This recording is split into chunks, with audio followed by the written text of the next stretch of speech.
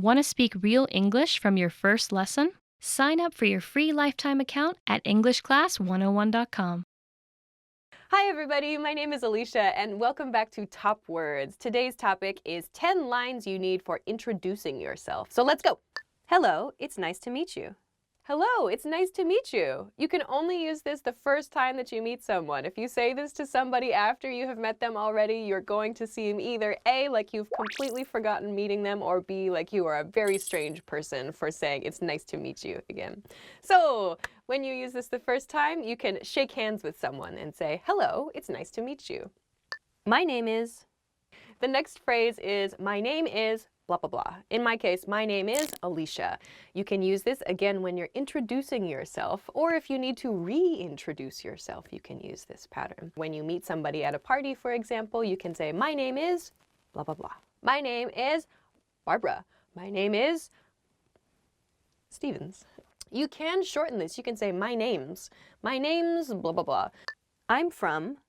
After you've said your name, after you've shaken hands, you can say, I'm from the US, I'm from Japan, I'm from Turkey, I'm from your mom's house, I'm from I'm from a cave in Southern Europe, I'm from your country, or I'm from your city. I'm from the future. Wow. Wow. I have to go. I live in blah, blah, blah. You can use your city. You can use your country, you can use, even maybe if you live near a certain station, you can use the name of the station where you live. So for example, I live in America is fine. I live in Los Angeles is fine. I live in New York is fine. So your neighborhood is fine.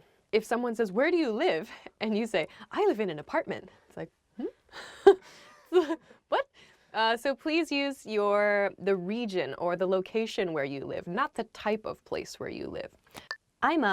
If you hear the question, what do you do? It's asking about your job.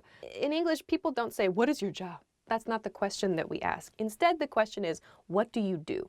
And the correct response to that is, I'm a, or I'm an, blah, blah, blah, followed by your job title. So if someone says, what do you do? You can say, I'm a teacher. What do you do? I'm an engineer. What do you do? I'm a donut shop tester. I'm years old. When someone asks, how old are you? You can say, I'm blah, blah, blah, years old. Don't forget the S at the end of this. If you like, you can shorten this phrase to just I'm plus your age. So I'm 65. I'm 13. Whatever. I'm this many. Sometimes children will say that. How old are you? They'll say, I'm this many. Kind of cute. First time you meet someone, you might not ask how old are you. If it's in a friendly case, like in a party after you've spoken to the person a little bit, it's okay, but just try to be sensitive to the context. Try to be sensitive to the people around you. And if you sense that maybe there's a very large age gap between you, it might be better just not to ask the question at all. I enjoy. Many of my students say, what is your hobby? But that's not something that native speakers will say. No native speakers say, what is your hobby? Instead, we ask, what do you like to do? Or what do you do in your free time? This is a much more natural question than what's your hobby? The answer to this then is I enjoy or I like plus a noun phrase. So for example, what do you like to do? I like listening to music, or I enjoy listening to music. What do you do in your free time? I like watching movies. What do you do in your free time? I like baking cakes. What do you do in your free time? I enjoy tap dancing. What do you do in your free time? I enjoy making new friends. Aww. One of my hobbies is blah, blah, blah. With this one, it's probably better to use a short, easy to understand hobby. If you're explaining a hobby, people are going to expect that it's going to be something that they know about, like photography or cooking or dancing or swimming or whatever. So try to pick something that will allow you to continue the conversation. That's why movies or cooking or books or, sports are a good thing to share. One of my hobbies is snowboarding. I've been learning English for. If you are learning English, if you're studying English, you can use this expression. If someone asks you, how long have you been studying English? You can say, I've been studying English for amount of time. or I've been learning English, or I've been practicing English, or I've been speaking English for a certain amount of time. I've been studying English since elementary school is also okay to use. I've been studying English since I was in college. Just be careful. For is used for a length of time, and since is used for a specific point in time at which you started something. So you can try and mix it up and use a few different expressions there. So I've been learning English for a long time. I'm still learning English. You should do that too. Okay, I'm learning English at EnglishClass101.com. This probably could be used in response to where did you learn English, or where are you studying English, or how are you studying English? You can respond with, I'm learning English at EnglishClass101.com, or I'm learning English at my school. I'm learning English at my private teacher's house, for example. So a little bit of grammar in this sentence. Why do we use the progressive tense, I'm learning English? If you say, I'm learning, it sounds like you're still continuing your studies. If you say, I learned English at EnglishClass101.com, it sounds like you're finished. Like you're finished studying, there's nothing else for you to study, so you're done. So it's much, much more natural to actually use the progressive I'm learning or I'm studying when you're talking about your studies, when you're talking about your hobbies, than it is to say I learned or I studied. So those were 10 lines that you need to introduce yourself and to help give the other person a little bit of information and carry the conversation forward. So please try them, please go crazy with them, make them your own. Thanks very much for joining us for this episode of Top Words, and we'll see you again soon. Bye! I'm from your neighbor's doghouse. Fish. Glub, glub. Oh yes, I like to go spelunking in North Africa every summer. Welcome to EnglishClass101.com's English in 3 minutes, the fastest, easiest, and most fun way to learn English. Hey everyone, I'm Alisha. In this series, we're going to learn some easy ways to ask and answer common questions in English. It's really useful, and it only takes 3 minutes. In this lesson, you're going to learn how to ask a really basic question in a polite but natural way. How old are you? In your English textbook, one of the first lessons may have been how to ask someone's age by saying just, how old are you?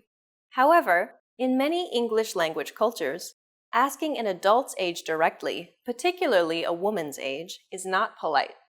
If you suddenly ask, how old are you, to someone you've just met, they'll understand you, but they might not be too happy about answering such a blunt and direct question. So, how do you find out someone's age without offending them? You just add a magic phrase to the beginning of the question. This phrase is, do you mind me asking? This is an incredibly useful phrase that you should definitely memorize.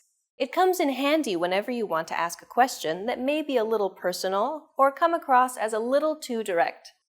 Native speakers of English use it all the time. So, the full question would be, do you mind me asking how old you are? Be sure to pay attention to the word order of this sentence. Rather than, do you mind me asking how old are you? It's, do you mind me asking how old you are? The answer to this can be simple. I'm 25 years old. Or just, I'm 25. Or it can be a little more detailed. If you've just had a birthday, you can say, I've just turned 25. Or, if you're about to have a birthday, you can say, I'll turn 25 this month. Or, I'll turn 25 in July. It's more natural here not to give your exact birthday, like July the 9th, but just the month. So again, to turn this question back on the asker and find out his or her age, all you have to do is use that other magic phrase we introduced in previous lessons. How about you? Here, it's okay not to worry about being polite since the other person asked you the question first. Now it's time for Alisha's advice. We mentioned that asking someone's age might not be polite, but if you do decide to ask this question, here's another tip. Some people like to reply with another question. How old do you think I am? Be careful. If you say an age that's older than the person's true age, they might be very offended. So it's always safer to say a number lower than what you actually think. So if you think the person looks 40, say 35. and see how happy they look. See you next time. Want to speak real English from your first lesson? Sign up for your free lifetime account at EnglishClass101.com. Hi everybody, welcome back to English Topics. My name is Alisha and I'm joined by Davey. Hi Davey. So today our topic is going to be how to start a conversation in English. So both of us have tried to prepare a few tips that might help you as you try to start conversations in your English language studies. So let's begin. You want to start first again? Oh, okay. I'll start. I can start I'll first. start. Okay. I'll Okay, start. go first. We're giving tips on how to start a conversation. I will start today. My first tip, very important. I'm trying to follow myself right now. Don't be shy. Very important tip. This isn't really so much a language learning tip. Well, it doesn't seem like a language learning tip, but I think it really is, because whenever you communicate in a second language or a foreign language, it can be really nerve-wracking. It can make you very nervous and very anxious to try and do that, and especially if you're talking to someone for the first time.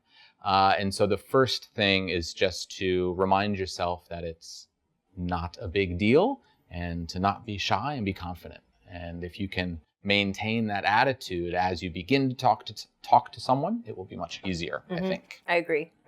Or Thank even, like you say, even if you are shy, just pretend that you're not shy. That's a good tip. You know, it's like even if you can just pretend just for a few minutes just to start the conversation or to continue a conversation a little bit, it can be good, even if you feel shy. I agree. And you might find too, oftentimes people who would say that they are shy, when they talk to someone in another language, they can have a different personality. It's a chance to have a different personality in a different language. So if you tell yourself that too, when you speak English, when you speak another language, you're more confident than you are when you speak your own language. Yeah, that's Maybe. True. I've heard that before, actually. People who say that they feel like they're more outgoing when they speak English. If that's the case, maybe that's good for you.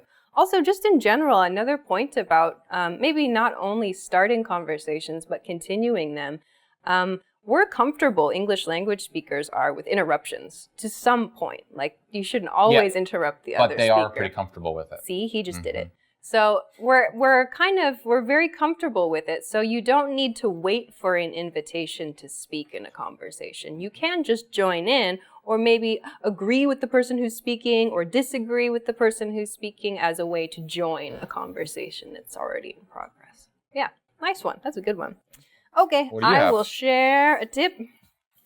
Mine are a little bit, I don't know. They're very dependent on maybe who you're talking to, maybe what your relationship is. So let's say for this one, you are in a place where, like a restaurant or a bar or something, and you don't know the person you'd like to speak to, but maybe, there's someone attractive you'd like to speak to, or maybe you want to speak with the bartender, something. So maybe this is better if you're trying to speak to a fellow customer. So I have, it's sort of small, make a simple comment about something happening in the surroundings. So this should be one, a simple comment, two, something that the other person can clearly see, and three, something that you can agree on easily. So, for example, if somebody has just walked by the restaurant wearing like a crazy hat, I don't know, you could say like, oh, did you see that guy? Something like that. Something that it's easy to agree on to initiate the conversation. Or maybe, I don't know, there's a TV in the bar, like, whoa, did you see that play? Or something that maybe you can identify that you maybe shared with the other person during the time you've been in that space together. So this should be a very simple comment. Don't make a weird comment here. Make it very, very relaxed. Create a relaxed environment that the other person feels they can join in easily. That's a very good tip. I don't know. I'm trying to think of maybe a time that I used this. Or maybe I wanted to make a comment, and there was another person that happened to be there, and we had a moment where we agreed on something, right? But then the conversation didn't really continue. Yes. So it's kind of a good way to test and see if that other person wants to speak to you too. Yes, yeah. That's a good point. And it makes me think, this isn't one of my tips. This is a free tip. You're getting a freebie tip now. I think... Tips everywhere. They're flying around. So many tips. to be patient. Wait for your opening too, because you might want to talk to this person next to you, but if you just butt in with a question out of nowhere, it might seem very strange. But if you wait and have a moment, wait for that guy with the funny hat to walk by, and then you have your opening. Then you have a natural point that you can enter a conversation with someone. Yeah, and I think so be patient. Totally. And going back to your point about not being shy, like don't be so focused on waiting for that moment that you just pick something really strange. Yes, yeah. Like if I like walked up to you, I don't know you in a bar and was like, "Did you hear that noise?" Yes. It's like that's a really strange question. Maybe he did hear that noise, but that's a really strange question to introduce yourself. Yeah, it's true. This actually this kind of relates to my second tip, which is very similar to your tip about making a kind of comment. Was ask an indirect question. And I noticed a lot of the comments, your tip was to make a comment, but a lot of your comments, the examples you gave, are questions, right? That's true. And importantly, I think that those questions should be kind of indirect questions. For example, if I'm standing at the bus stop and I want to start a conversation with someone else standing at the bus stop, let's say it's very, very hot. But if I turn to that person and say, "Do you think it's hot?" That's very strange. But if I say something like, "Oh, it's pretty hot today, right?" You know, that's a little bit more casual, a little bit more informal. Yeah. You don't want to scare people with these very direct questions. Yeah. That's true. That's true. And even a question, that's a great example. Do you think it's hot is a really weird question. Very strange question. But again, keeping or giving people that opportunity to agree with you. Like you're throwing a little opinion out there. It's hot, right? Oh yeah, it's hot. That's true. That's a really, really good one. I totally agree. But I think for that exact same reason, I've had some people come up to me and they tried to begin a conversation with, "How are you?" And I'm like, That's an introduction that you use for people that you already know. Yes. So don't try to start a conversation with, "How are you?" It sounds too familiar and it's a little confusing to the person. Strangers don't always want to tell you how they are. That's true. What if I'm bad? I don't want to tell you. What if I feel bad that day? Yeah. So don't use "How are you?" to introduce yourself. Nice one. Okay. What do you have next? Actually, okay, maybe this is somewhat related to the one you just mentioned. Okay. This is maybe in a party or a social event situation. I have energetically introduce yourself and ask a question about where you are. So this might be a little specific, but if you go to a social event where you're there to meet people and to speak to people, if you go up to someone and you just introduce yourself with a big smile and say, "Hi, my name is Alisha. Have you ever been to one of these events before?" Something like that can get the conversation started. But again, I feel like it's a tip that's good in a place where maybe everyone is there for a similar purpose. If you do that, to use your example at the bus station, it's a little bit weird. Or if you're just in public, you pass someone on the street, it's a little strange to just walk up and introduce someone energetically. But if you're in a location where you have this chance, there are a couple of nice little introductory questions you could use for events. That's one that I've used. Like, "Hi, is this your first time here?" Or "Who do you know at this party?" Something like that. "How did you find out about this event?"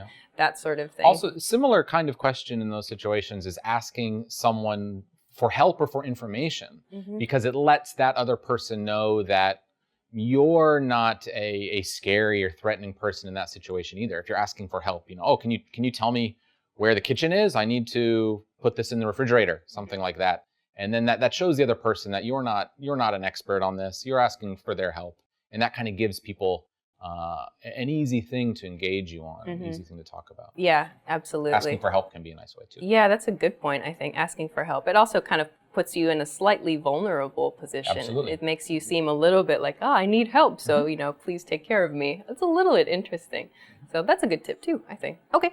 I think we're on to number 3 for you. We are. My last one is a very important one.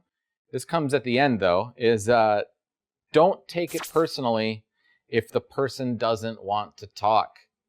A lot of times, if you try and start a conversation with a stranger, they don't always want to talk to you. If people try and talk, a stranger tries to talk to me, I might be very busy. I might have had a bad day. I may not want to talk to them. That doesn't mean that they're a bad person or they can't speak English or anything like that. So if you have that experience, my first tip was don't be shy. You might be very nervous about starting a conversation with someone. And then you work up the courage, you go and you ask them a question and they don't want to talk to you. That's okay. Don't take it personally. It has nothing to do with you. You can find someone else to talk to. That's true. That's true. And I think that's especially important because especially depending on the culture that you're from, you might have heard like, oh, English speakers, particularly Americans, are so friendly or so outgoing. But if a stranger tries to speak to me or to you, maybe we're going to ignore you on the street because we don't know who that person is. Or, maybe like you say, you've had a bad day or whatever it is. There are so many reasons not to want to talk to a person that you don't know. So don't be offended. Don't be sad. Don't be discouraged. Don't think that, oh, my English is so bad, this person didn't want to talk to me. Don't think that. That it could be any other reason why someone doesn't want to talk to you. That's true. That's true. Nice tip. That's really important. Okay, then we will move on maybe to my last one. Okay, so for my last one, this is maybe among people that you have some acquaintance with. So maybe you're not super close to them, but you've seen them before. Or maybe it's coworkers you're not super close to. But anyway, you'd like to make your relationship with those people deeper. You can share a story about something you did recently, something interesting, a small short story. Don't tell a long 10-minute story about, I don't know, going shopping for milk on the weekend. That's boring. But something interesting that you did relatively recently that maybe they can find something of interest or something of value in. So maybe you found a new restaurant that was good. Maybe you went to a concert and that was exciting. Maybe you met someone interesting. So if there's something that you can share about yourself that the other person might find valuable, that's a good way to initiate conversation. Yeah. So. On that point, if I can add another free tip. Oh my gosh. On that note, it made me think. You spoke earlier about being vulnerable. Asking for help can show that you're vulnerable. Tell an embarrassing story. That's good too. Don't brag. Don't talk about this great new car that you bought. No one wants to hear that. Talk about how you lost your car keys immediately after you bought your new car. Tell an embarrassing story. Tell something that will make the person laugh and will make you be vulnerable and look like a normal person. That's true. That's true. Like telling, actually, that's a good strategy. It's called self-deprecation. So it means to make yourself look bad or to put yourself in a lower status, a lower position. And it can be very effective for making friends and like making people laugh. I totally do this. It's actually a lot of fun. When you think about it, like a story about something bad happening is oftentimes more interesting than a story about something good happening. That's true. So all the best comedies are about terrible things happening. Yeah. So if you have something like like you lost your car keys or you had some kind of funny episode where maybe you don't look like the hero of the story, that's a really good one to share. Have you had anything happen to you recently? Oh my gosh. I probably have. I lost my bag. I just came back from traveling in Europe and my bag got lost between Dubai airport and Tokyo airport. Oh no. And so my bag didn't arrive. So I had to go 2 days without any of my clothes or anything. And then when I finally got my bag, I was like, yay, I got it from the delivery guy. I was so happy. I opened it up and then like my sunscreen had exploded inside my bag. I was like, at least I have my objects. I have my clothes and things. And they won't get sunburned. Exactly. Now I won't sunburn any of my clothes. So yeah. So I mean, it's like a small relatable, that moped, small relatable story. That maybe someone else can identify, like, oh, that happened to me one time, and then the conversation rolls from there. So nice tip. Okay, are you out of free tips? Are those all your free tips? That's all for today. For conversation that's starters? That's all I get today. We can't continue this conversation. That's a different subject. All right. Well, we'll finish there for today.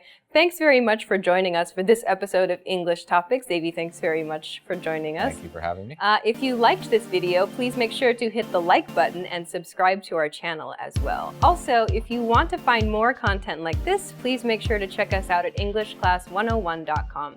If you have any ideas for how to start a conversation that you use, please make sure to leave it in a comment too, so we can check it out. Thanks very much for watching this episode, and we'll see you again soon. Bye. Bye. Hi, everybody. My name is Alisha, and today we're going to be talking about the top 25 English phrases. So let's get started. The first phrase is hello. Hello, of course, is used as a greeting. You can greet your friends, you can greet your coworkers, your family with this phrase just by saying hello. Hey, hi, what's up? Hello. Sup? Yo. Pretty much any time of day you can use hello. Hello. The next phrase is good morning. Good morning is used as a greeting in the morning. You can kind of feel when morning ends for you. Good morning is nice and polite. Or even just morning with your close friends or close coworkers. The next phrase is good night. Good night is fine. We don't use this to greet other people. We use it when we're saying goodbye to other people at night. Family members, particularly mothers and fathers, to say good night to their children before they put them to bed. You can say it to your friend in a text message or in an email if you've been talking for a while. Good night. So the next word to talk about is goodbye. Use it when you say goodbye to your friends, when you leave your friends. Goodbye. Bye, of course. Take care. Have a nice day. Peace out. That's another way to say goodbye. Okay, the next phrase is I'm plus your name. Of course, this is a way to introduce yourself. You can use I'm, in my case, Alisha. I'm Alisha to introduce yourself in any situation. New friend, I'm Alisha.